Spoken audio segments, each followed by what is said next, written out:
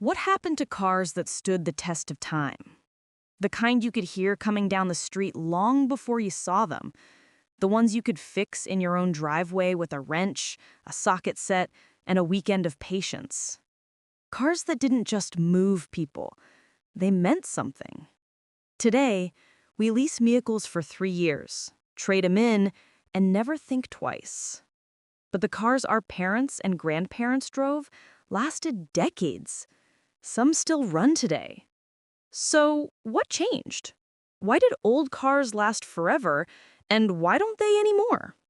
Before we begin, make sure to like this video and subscribe if you enjoy deep dives into technology, history, and the machines that built our world.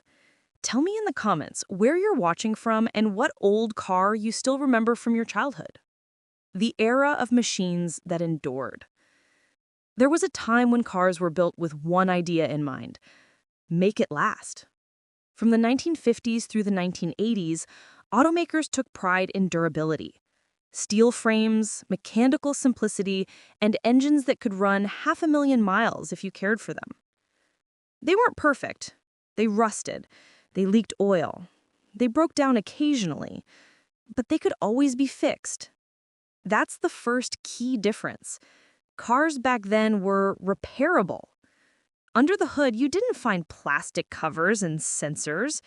You found craftsmanship. Carburetors you could tune by ear, spark plugs you could replace by hand, belts you could see and adjust. Every part had a purpose, and every purpose could be understood. There was a kind of beauty in that simplicity. Not everything was efficient, but everything was honest. Built like a tank. When you closed the bore on an old car, it sounded like closing a vault. Heavy, solid, reassuring. Most classic cars were built with thick sheet metal and heavy steel frames that made them harder to damage and easier to repair. Modern cars are designed for lightness and efficiency, which is good for safety and fuel economy, but it also means thinner panels, more plastic, and more fragility. Old cars weren't concerned with shaving every ounce of weight. They were built for survivability. Many could outlive their owners if properly maintained. You can still find a 1960s Mercedes diesel or an old Ford pickup running with its original engine. They may not be fast, but they're alive, a testament to an engineering philosophy that no longer exists. The culture of maintenance. Durability wasn't just a design choice, it was a way of life. People used to take pride in maintaining their cars. Weekends spent changing oil, tightening bolts, cleaning carburetors, not out of necessity, but respect. Owning a car used to mean knowing your car. Fathers taught sons how to adjust timing, replace brake pads, check spark gaps. Every sound, every vibration meant something. There was a kind of relationship there. Mechanical, tangible, human. If something broke, you didn't replace the car. You fixed it. You got your hands dirty, and that was part of the bond. Today, most drivers don't even open the hood. Everything's sealed, computerized, proprietary. You can't touch half the parts without triggering a warning light or voiding a warranty. We went from owners to users, from mechanics to consumers. The economics of longevity. Part of what made old cars last forever wasn't just how they were built, but how companies thought about them. In the early days, automakers competed on quality. Durability was marketing. If your car lasted longer than the competition's, people noticed. But as markets matured, a new idea emerged: planned obsolescence. The concept was simple. Don't build a product that lasts forever. Build one that lasts just enough for people to replace it. Suddenly, longevity wasn't profitable. By the 1990s, design cycles shortened, materials cheapened, and electronics replaced mechanical systems that once ran indefinitely. It's not that engineers forgot how to make reliable cars. They were told not to. The focus shifted to cost efficiency, lightweight construction, and frequent upgrades. Cars became more advanced, but less enduring. And as leasing replaced ownership, durability stopped being a selling point altogether. From mechanical to digital. Another reason old cars lasted so long is that they were purely mechanical. No software updates, no sensors to fail. A carburetor doesn't need a firmware patch. Modern vehicles, especially electric ones, rely on thousands of lines of code, complex circuits, and delicate sensors. They're more powerful and far safer, but they're also far more vulnerable to failure. An old ignition coil could be replaced for $20. A modern ECU replacement can cost thousands. That complexity makes cars harder to fix and easier to replace. You can't troubleshoot what you can't see, and that's the story of modern engineering. We traded accessibility for precision, and somewhere in that trade, we lost connection. The disappearance of soul. Ask anyone who's driven both a classic and modern car, there's something missing in today's machines. Old cars had personality. Each one felt slightly different. The way the clutch grabbed, the sound of the exhaust, the smell of oil and gasoline.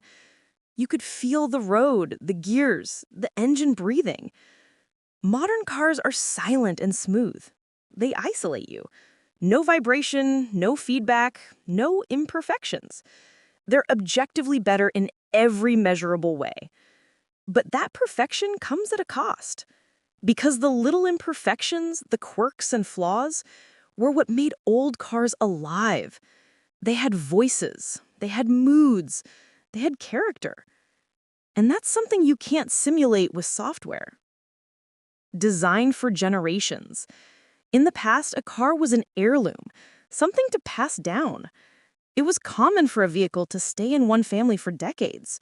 The same pickup that took a father to work later took his son to college.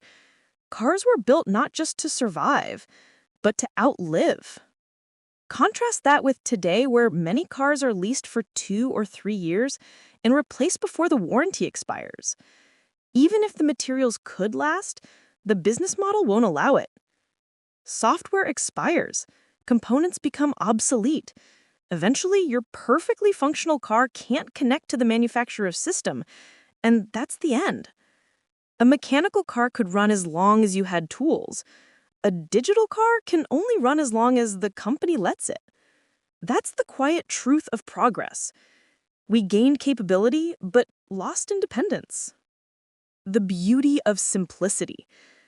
Old cars were built on simple principles: compression, combustion, and craftsmanship. Everything was visible. You could follow the chain of cause and effect. When you pressed the pedal, you felt the throttle open. When you shifted gears, you heard the mechanics engage. You weren't a passenger inside a computer. You were part of the machine.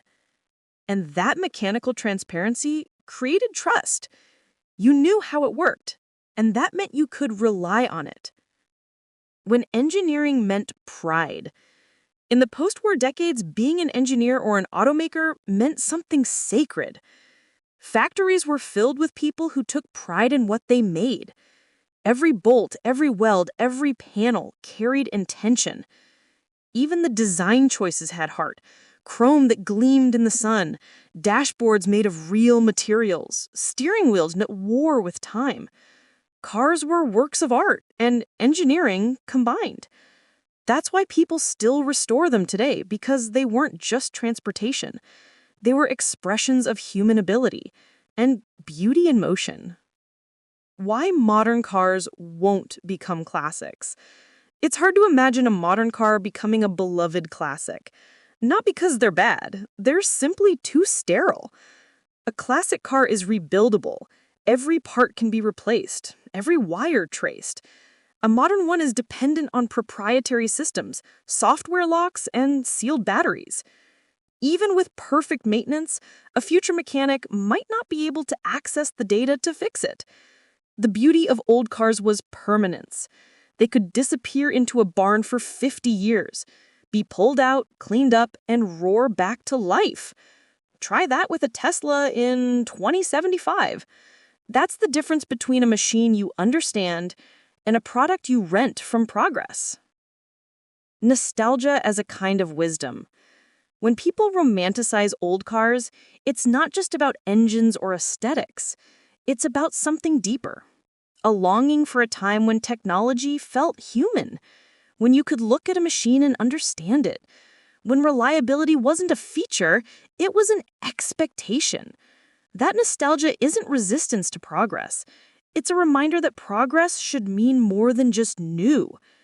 We miss the sound of engines not because they were loud, but because they were alive. We miss old dashboards not because they were simple, but because they were real. And we miss fixing things because it reminded us that we were capable. That's what old cars gave us, not just transportation, but connection. The lesson in longevity.